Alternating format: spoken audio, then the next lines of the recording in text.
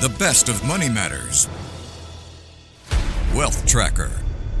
Welcome to the Wealth Tracker, where we dive into the uncharted territories of niche investment strategies that promise to redefine wealth. Hello, I'm Hongbin, Jeong. As Generation Alpha, the cohort born from 2010 onwards, comes of age, a fascinating shift is underway in how young people engage with money and investing. According to Mastercard's latest report, nearly half of Gen Alpha children in the Asia-Pacific region already hold investment accounts, many starting their financial journeys far earlier than previous generations. Growing up immersed in digital wallets, real-time data, and gamified financial tools, these young investors could be rewriting the rules of how investing is learned and practiced. But does early exposure and tech savviness necessarily translate to better investing outcomes? Well, to find out more, joining me now is Ben Gilbey, who is the Senior Vice President of Digital Consumer Solutions of Asia Pacific at Mastercard. Ben, welcome to the show. And thank you for having me, Hongbin. It's absolutely great to be on the show. Looking forward to it. Thank you so much for joining us. Well, Ben, it looks like the Mastercard report reveals that in the Asia-Pacific region, 94% of Gen Alpha children already have access to financial accounts, with many holding digital wallets, investment accounts, and credit cards. So what factors do you think have contributed to such early adoption of financial accounts among Gen Alpha? How does this early access shape their understanding and relationship with money? So look, Generation Alpha is growing up pretty much digital first. So managing money early feels very natural to them. They see money not through a piggy bank, but actually through a screen. They've got very early access, as you said, from the data to digital accounts and tools, usually through their family members, and they're observing. They're watching their parents pay with phones, using QR codes, so they're picking up these digital payment habits from day one. Look, I have twins. I've already shown them how to pay with Apple Pay, which is probably dangerous, but they love it. So they're already getting used at 7 years old to the idea of digital payments. And they're learning by doing. So just as I said, they're paying with Apple Pay. They're using budgeting apps if they're a little bit older. They're using prepaid cards. And they're using goal trackers to track their real money. In Singapore, for example, they may have the POSB's Smart Buddy Watch and Card so that they can conduct contactless payments while their parents can manage how much they're spending. And by the end of this year, most students here in Singapore will be able to use digital payments instead of cash when they're buying food and drinks or items from the bookshop. That's amazing. So it's an amazing transformation, and it really is a case of, now you're starting to see Gen Alpha grandkids teach their grandparents how to get on board with digital payments. Right. It's a wonderful fostering of family community. I mean, I just remember when I was younger, I would have a piggy bank and put my money there, and my parents would force me to write down every time I would spend money and what was going out and what was coming in.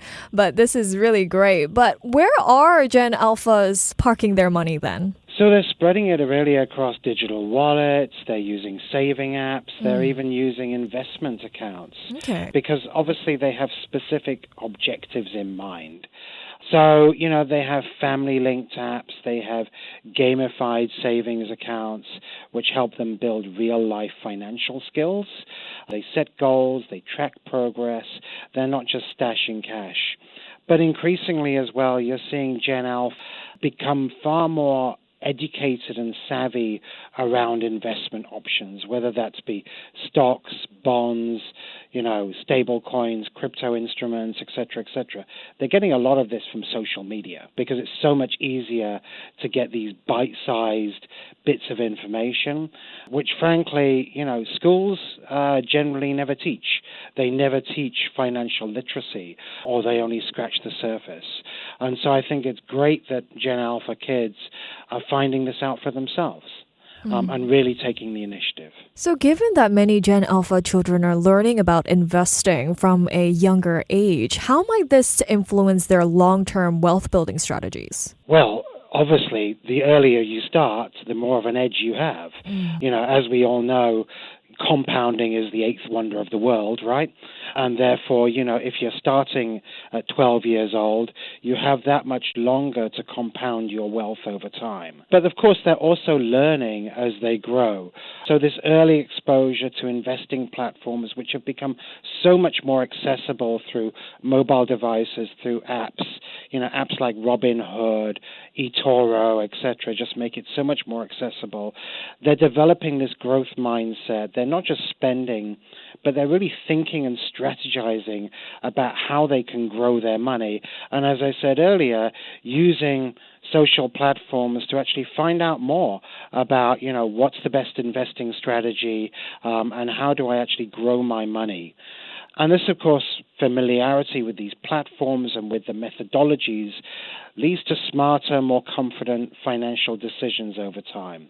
So hopefully we'll have a much more affluent future generation because they're starting so early, especially when they're getting the support from parents, caregivers, etc., and not just support, usually some money as well, that we're giving them to actually start them off in their investing and saving journey. Well, nearly half of Gen Alpha parents report that their children have introduced them to digital financial tools they were previously unaware of, and that's highlighting a reversal in traditional financial education dynamics. So, Ben, how does a shift where children are teaching their parents about finance change the approach families take towards financial education? What implications might this have for financial literacy programs? So I think this is a great opportunity for families to grow together, explore together, discover and learn, to grow in confidence and financial savviness, even when parents may feel somewhat out of depth.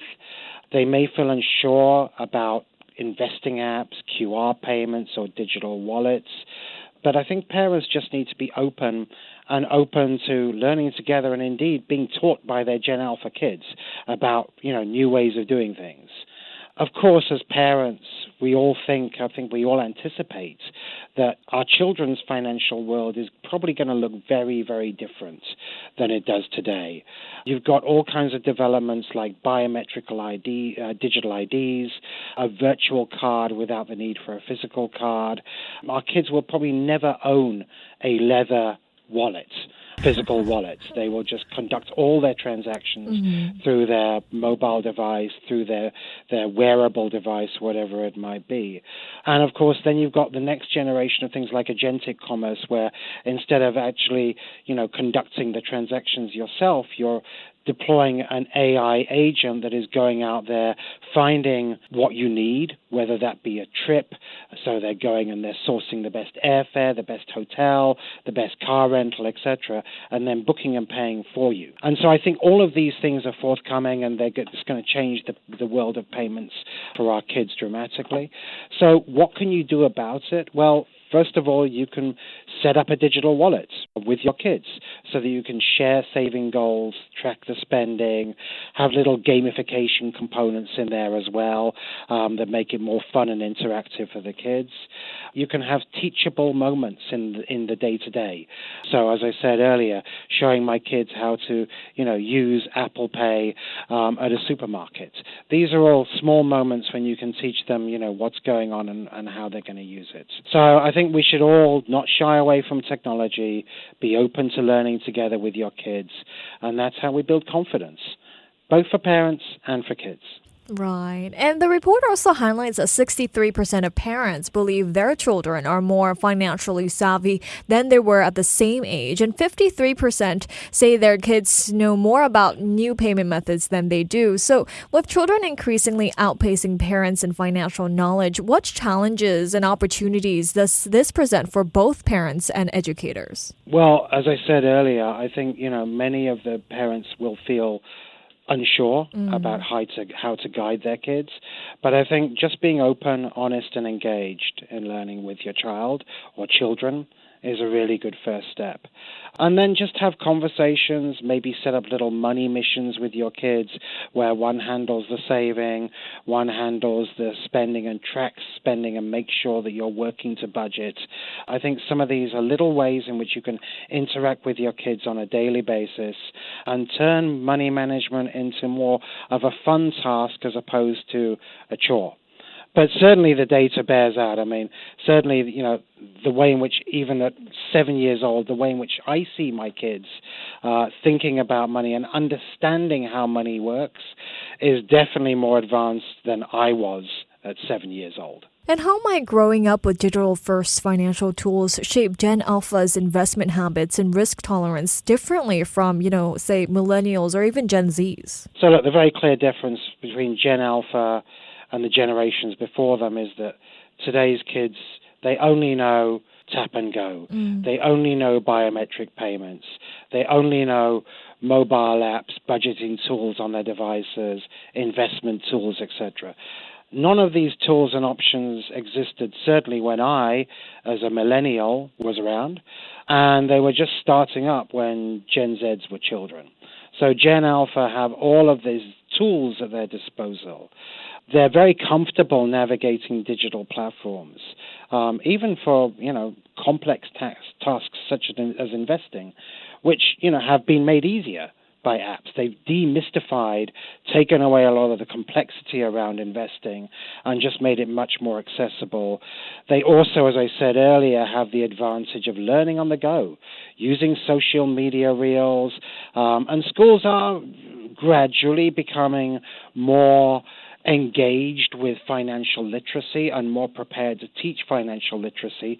I still think, and many people think, they could go much further in this and really help kids get to grips with it. But, it's a step in the right direction. Certainly when I was around as a millennial or even Gen Z were kids, financial knowledge was not something you were taught at school. It's not something you really learned from your parents. As a parent myself, it's something that I take actively and certainly will do as my kids grow up. I want to actively be involved in teaching them the key principles of sound financial management and investment management. So financial knowledge is being democratized, but having said which, Gen Alpha still need guidance and supervision. Right? They still need to understand the concept of risk management, for example. They need healthy financial habits, and so they need to make good decisions, which means we could turn to things like AI, and kids increasingly are turning to AI, not just to do their homework for them, but also to help them make good financial decisions. Right. And 72% of parents anticipate that their children may never carry cash or own a physical wallet in the future, as you've mentioned earlier in our conversation, Ben. But what does a cashless, digital-first financial future mean for financial literacy education? I mean, how can we ensure children develop strong money management skills without traditional physical money experiences? Well, yeah, they're no longer handling cash, right? And in fact, I would expect cash will seem alien in the next decade or two because Gen Alpha expect their money to work like they do their technology. It should be fast, seamless, built-in, frictionless. I mean, I'm sure, if you have kids, if the Wi-Fi goes down, there are howls of complaints, and they expect the rest of their world to work in just as a seamless fashion. So to that end, financial literacy has to evolve. It has to include an understanding of how digital money flows and grows, and increasingly as well, how to stay safe using digital money, recognizing scams, using passkeys, biometric logins instead of passwords. And this is where innovations like, we have Mastercard One Credential, for example, which will be rolled out later this year, which give parents and kids one view across their spending, across debit, credit, installments, to help them manage their money better and more intuitively. So I think, we're going to see an increasing amount of focus on educating our kids as to how to be safe in this new world of digital payments. Okay, and despite recognizing their children's financial savviness here, 82% of parents wish there were more tools available to teach children about finances. So Ben, what gaps currently exist in financial education tools for children, and what innovations do you think are needed to better support both kids and their parents? Yeah, I think we need to move beyond just teaching about, what is money as a medium of exchange, et cetera, to building financial mindsets and confidence in this as well. Certainly when I was starting off in my investing career, I was not confident at all. And that's because I was not familiar with the tools, the language, the disciplines, etc., that were required. But then again, these tools need to be suitable for the audience. So like I was saying earlier, things like social media reels are perfect, because we all know that our kids only have the attention span of a goldfish these days. So giving them 15, 30-second reels is absolutely perfect. But it's also a very good way of absorbing information, not just for Gen Alpha, but for everybody.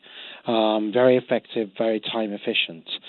And the gaps that exist today include them not being engaging, so dry content, not being age appropriate, not having the right tools, not having a co-learning element that means that parents can explore these financial concepts along with their kids.